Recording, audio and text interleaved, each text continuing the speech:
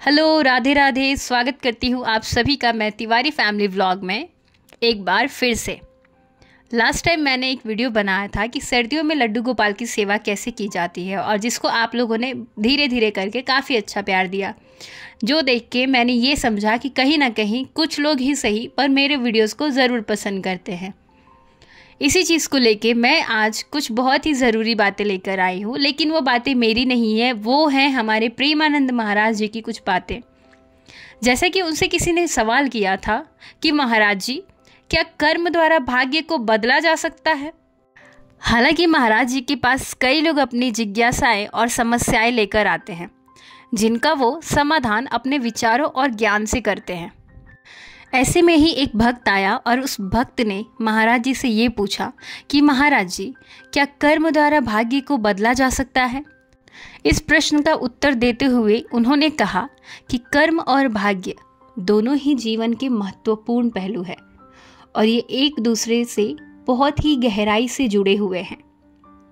महाराज कहते हैं कि आपको 84 लाख योनि के बाद मनुष्य जीवन मिलता है। केवल मनुष्य जीवन में ही आपको अपने कर्मों को सुधारने का मौका मिलता है।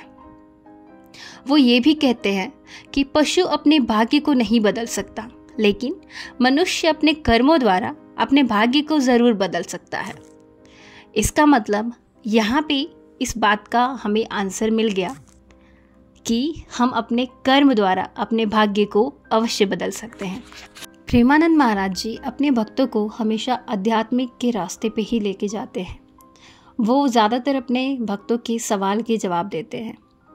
महाराज जी एक बार कहते हैं, तब लगी कुशल न जीव कहूँ, सपने हूँ मन विश्राम, जब लगी भजन न राम कहूँ, शोक धाम तजी काम। तुम चाहे कितना पैसा कमा लो, चाहे कितने भी बड़े पद पे चले जाओ, कितनी भी ज़मीन खरीद लो, तुम्हारे साथ कुछ नहीं जाएगा।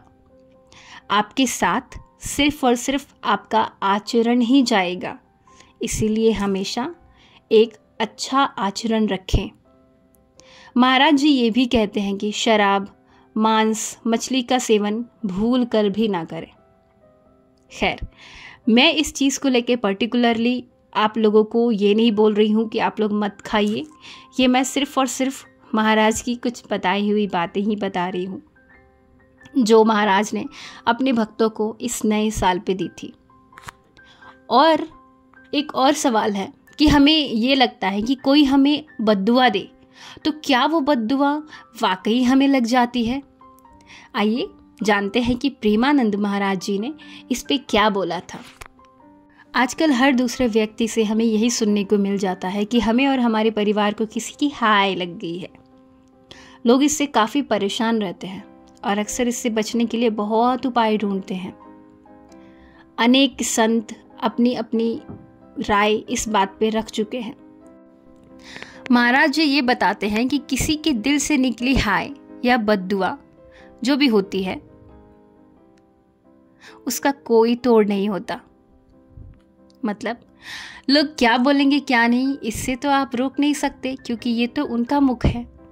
उनके अनुसार अगर आपने किसी भी जीव जंतु को कष्ट दिया है तो उसके हृदय की आह निकल जाए तो वो वाली जो आह है वो मनुष्य को ही भोगनी पड़ती है। तो ये है कि आप अपना कर्म अच्छा करिए। अगर आपका कर्म अच्छा रहेगा तो किसी भी मनुष्य की हाय आपको नहीं लगेगी। अगर आप किसी प्राणी, पशु, पक्षी को खुश रखते हो और इसका उल्टा अगर आप उन्हें परेशान करते हो या उन्हीं को आप दुख देते हो, क्योंकि वो तो बोल नहीं सकते, जो जानवर होते हैं वो बोल नहीं सकते हम इंसानों की तरह, इसलिए हम उन्हें सुन नहीं पाते और हम उन्हें तकलीफ़ देते हैं। तो जब हम उन्हें तकलीफ़ ही नहीं देंगे तो उनकी वो जो आह निकलेगी वो हमें नहीं भोगनी पड़ेगी इस जीवन में। तो बस आप अपना कर्म करिए, लेकिन कर्म अच्छा करिए ताकि किसी की हाय या बद्दुआ आपको गलती से भी ना लगे। इंसानों का तो नहीं, लेकिन जानवर को भी आह आप मत लीजिए। आप पशु, पक्षी, प्राणी से प्यार करिए, उनसे लगाव रखिए और भक्तिमय जीवन को बनाइए, ज़्यादातर अपने जीवन को भगवान से जोड़िए, क्योंकि भगवान के सिवा इस संसार में हमारा और कोई नहीं है। तो पसंद आया वीडियो तो लाइक शेयर सब्सक्राइब भी करिए।